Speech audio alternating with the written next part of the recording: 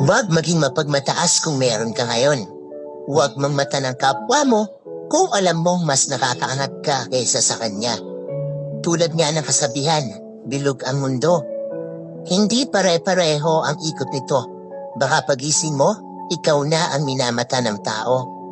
At lahat ng pinagyayabang mo ay biglang maglaho sa'yo.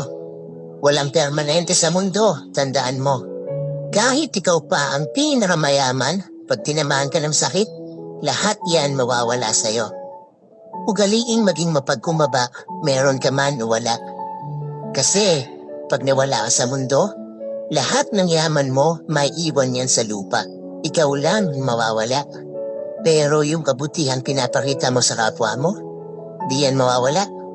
Bato-bato sa langit, ang tamaan, huwag magalit.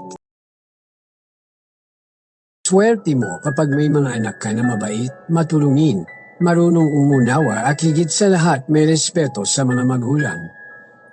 Ito ang masasabi ko sa quote na yan, kaya makinig ka ng mabuti. Mga kahugot, naisip nyo na ba kung gaano kaswerte ang mga magulang na may mga anak na mabait, matulungin, marunong umunawa at may respeto sa kanila? Grabe, di ba? Yung tipong bawat magulang, yan ang pinapangarap. Isipin mo, yung magkaroon ng anak na hindi lang basta sumusunod sa'yo pero yung talagang nagpapakita ng malasakit at pagmamahal. Hindi lang sa malalaking bagay, kundi pati sa mga simpleng gawain sa bahay, sa pakikinig sa kwento mo kahit pagod sila galing eskwela o trabaho, at sa pagrespeto sa mga desisyon mo bilang magulang. Yung anak na yan, bihira yan, mga kahugot. At alam nyo, yung pagkakaroon ng ganitong klaseng mga anak, hindi lang yan basta swerte. Reflection din yan ng kung paano sila pinalaki. Ibig sabihin, may malaking parte rin ang mga magulang sa paghubog ng ugali at asal ng kanilang mga anak. Kung paano kayo magpakita ng halimbawa sa kanila, malaki ang impact niyan sa kung paano rin sila magiging tao paglaki. Kaya mga kahubog, kung may mga anak kayo, o banak palang magkaroon, tandaan natin na mahalaga ang role natin sa paggabay sa kanila. Hindi lang ito para sa atin, kundi para sa kinabukasan nila. Mas patatatagin mo ako, Lord. Panginoon, maraming salamat sa araw na ito. Maraming salamat dahil alam namin na marami kaming biyaya na makukuha sa araw na ito at ang araw na ito din ay puno ng pagpapala mo sa akin at sa aking pamilya. Lord, marami po akong pinagdadaanan ngayon. Mga problemang dumating dahil na din sa mga sitwasyon na hindi maiiwasan. Mga sitwasyon na wala na sa aking kontrol, na naapektuhan ako dahil sa mga nangyari noon.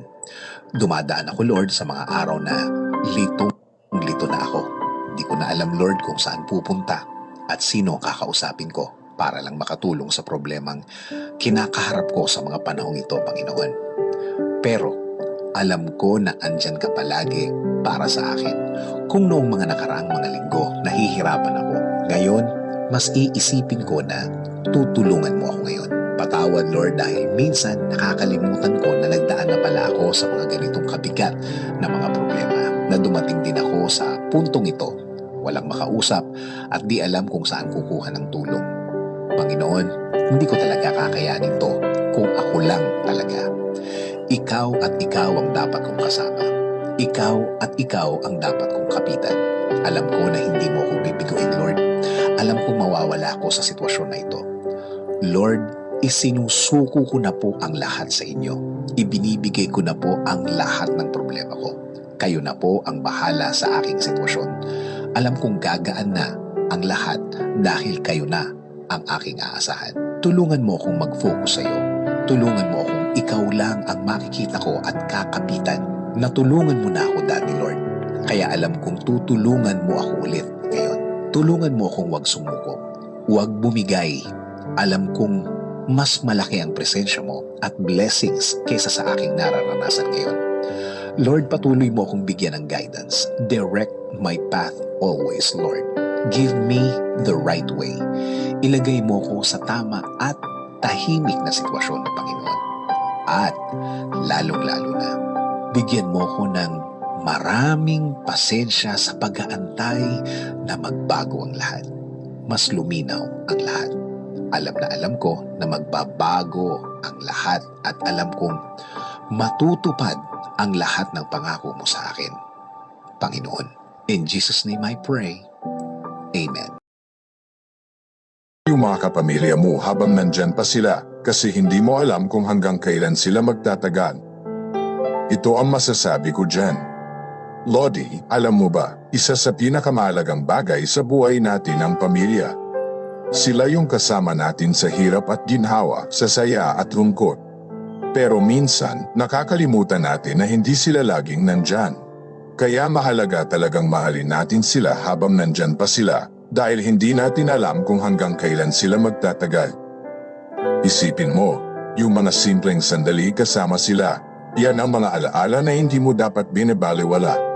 Yung mga kwentuhan sa hapagkainan, yung mga tawanan, pati na rin yung mga tampuhan, lahat yan parte ng buhay pamilya.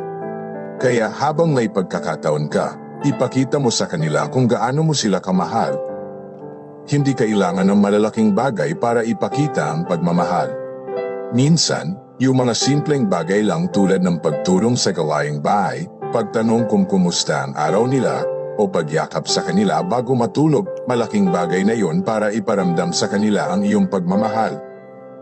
At Lodi, huwag mong kalimutan na makinig sa kanila.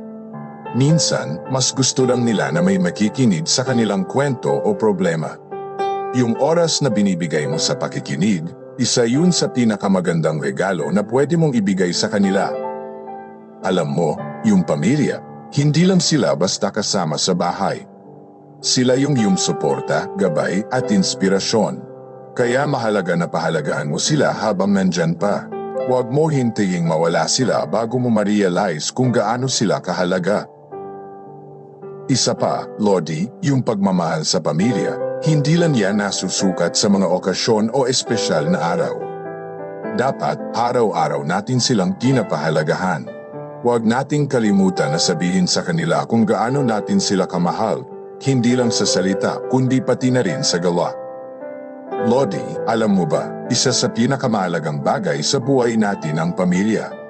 Sila yung kasama natin sa hirap at ginhawa, sa saya at lungkot. Pero minsan, nakakalimutan natin na hindi sila laging nandyan. Kaya mahalaga talagang mahalin natin sila habang nandyan pa sila dahil hindi natin alam kung hanggang kailan sila magtatagal. Isipin mo, yung mga simpleng sandali kasama sila, yan ang mga alaala na hindi mo dapat binabaliwala.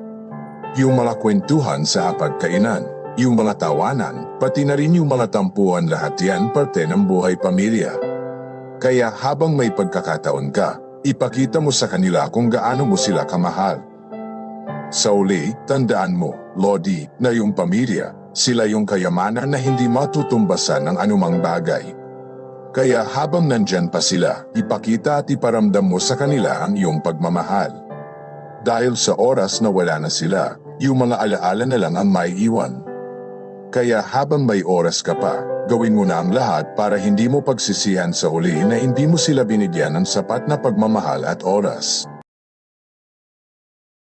Ng mga kaibigang mahilig magkwento ng sikreto. Lahat yata tayo meron ganito. Kaibigan na mahilig magkwento ng kung ano-ano. Mga kwentong may bilin na huwag ikakalat at ikaw lang daw ang sinabihan. Ikaw lang ang kinwentuhan. Ikaw lang daw ang nakakaalam daw. The fact na kinwento niya sa'yo, ikinakalat na niya yan. Actually, yan talaga ang pakay niya. Ang ikwento sa lahat ng kwentong sinabi niya sa'yo. Para siyang tagapagbalita ng radyo na walang pakialam kung sino ang nakikinig o kaya sino ang kinukwento. Pustahan tayo. Hindi lang yan ang first time na may kinuwento sa iyo ang taong yan.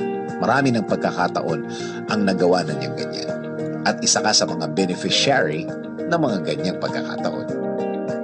Masakit ang susunod na sasabihin ko. Kaya magsusorry na ako.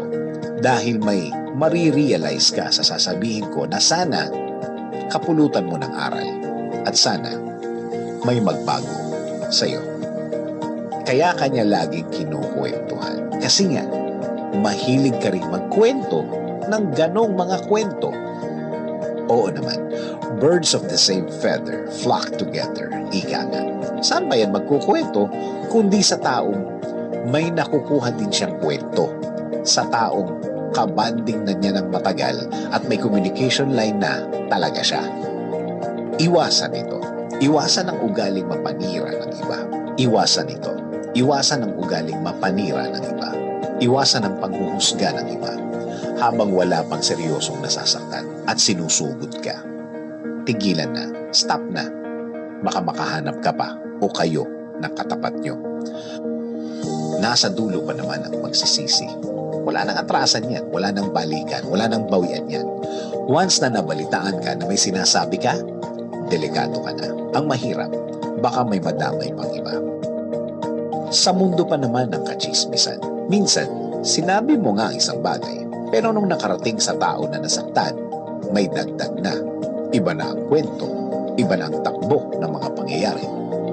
Ulitin ko lang, nasa dulong pagsisisi.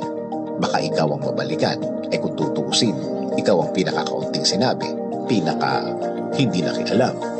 Oo, may sinabi ka, pero nung naipasa na ang salita mo sa iba, nakulayan na. Madali namang umiwas sa mga chismis. At alam mo naman kung ano ang tono ng mga marites ng panahon ngayon. Alam mong walang pakay ang mga taong nagkwento kundi ang manira ng iba sa panahon ngayon. O kaya sa edad mo na yan. Alam mo naman ang tonong, halika, ikalat natin ang mali na tono.